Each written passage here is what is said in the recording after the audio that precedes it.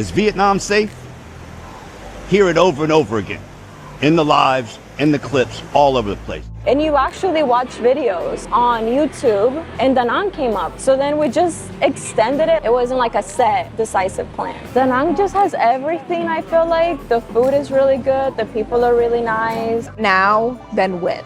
What we're told from a young age growing up in America is like it's not safe to go by yourself. Always be on guard. Lock the door behind you. Here in Vietnam, half the time I leave my house and I don't even lock the door. Most videos about moving to Vietnam show you the rooftop pools, the $2 pho, the motorbike rides at sunset, the smiling American telling you it changed their life. Well, this video will show you that too. But first, we need to talk about the week before that smile, the week when the traffic feels like chaos instead of freedom, the week your stomach decides it no longer trusts anything you eat.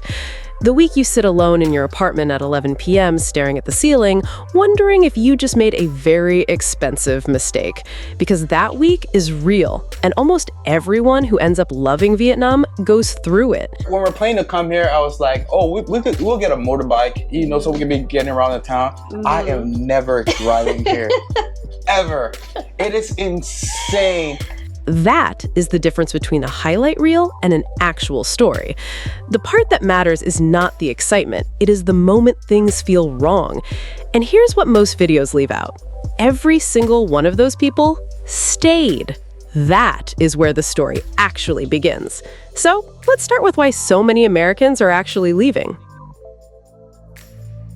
For the first time in half a century, more people are leaving the United States than entering it, and a significant number of them are landing here in Vietnam. Chad Dunn used to work the floor of a Hyundai plant in Savannah, Georgia, watching the clock, wondering how long he could keep going. I was a production supervisor. My last job was at Hyundai in Savannah, Georgia. And here, I make my living helping Americans move to Vietnam. Mia Moore is 37 from Northern California. She had a career, a routine, and access to nature. Most people would call it a good life, but every single day, she said, was about one thing. How am I going to make more money and keep up this quality of life? In Vietnam, she pays about a fifth of what she paid for rent back home, and she lives minutes from the beach. Yep, just like most Americans. What made me leave, it was a combination of a lot of things. But affordability was a big one. You couldn't afford to live anymore. The political climate is crazy. And I just wanted to live. I didn't want to just exist and then die, which was what was going to happen, happens to most Americans. So how do you actually get here legally? And what happens when your first 90 days run out? The good news? Vietnam made it easier than ever. Americans can now apply for a 90-day e-visa entirely online, processed in 3 to 5 business days, valid for single or multiple entry. The harder news, you cannot extend it from inside the country. When it expires, you leave. And that created a whole community of people doing what is now called the visa run.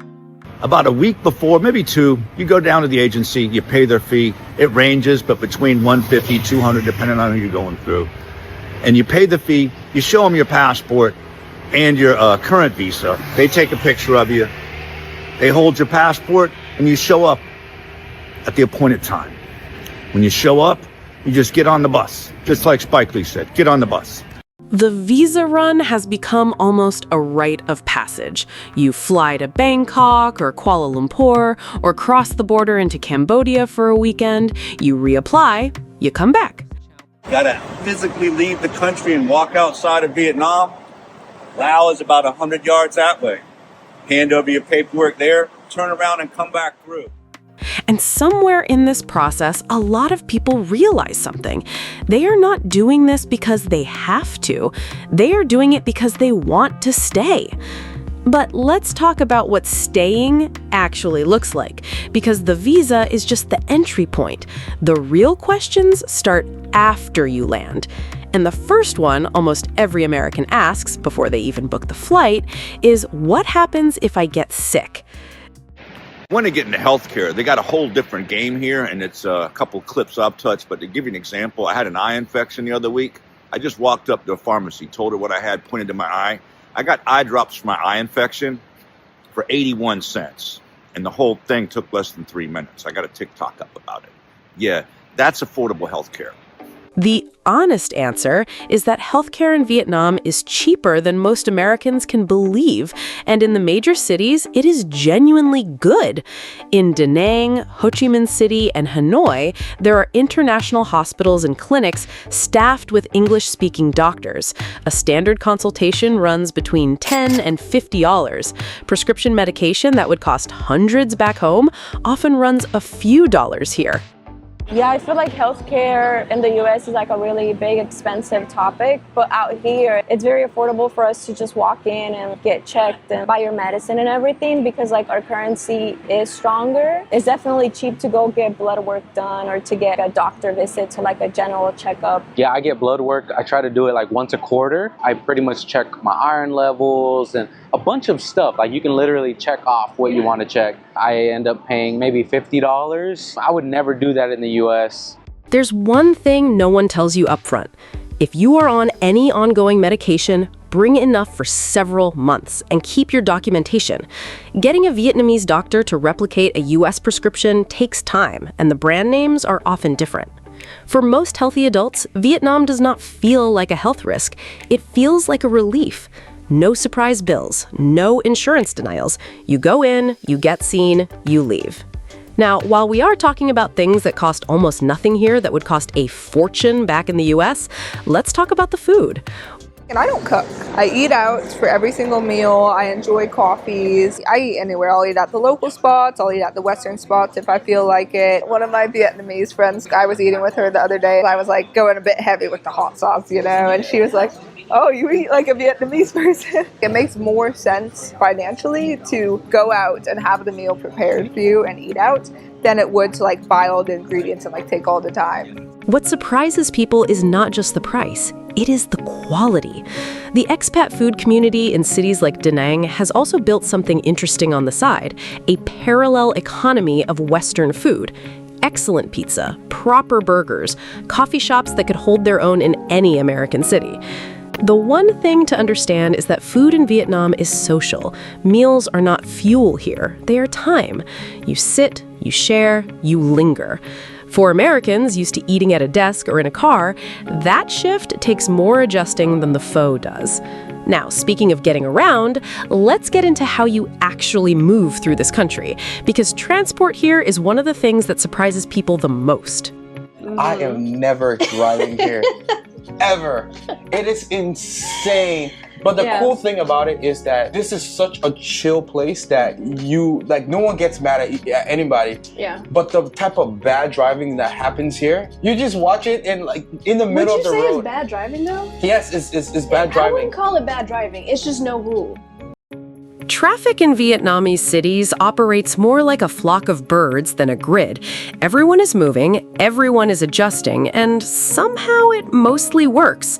The instinct for most Americans is to avoid driving entirely, and in the first few weeks, that is probably right. Grab, the regional equivalent of Uber, covers most cities and is cheap, reliable, and available within minutes.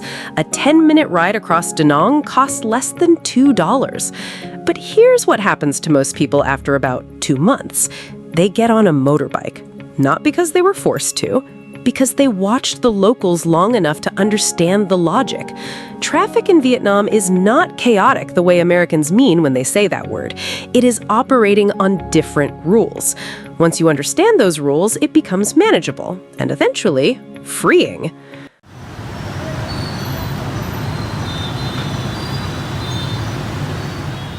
Look at this madness.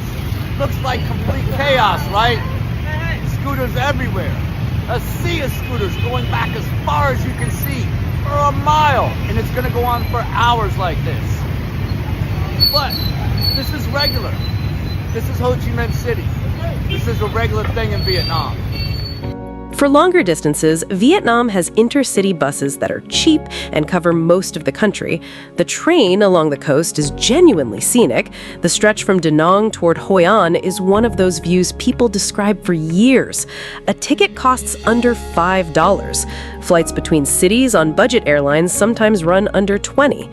So once you stop expecting it to feel like America, Vietnam becomes one of the easiest countries to move through.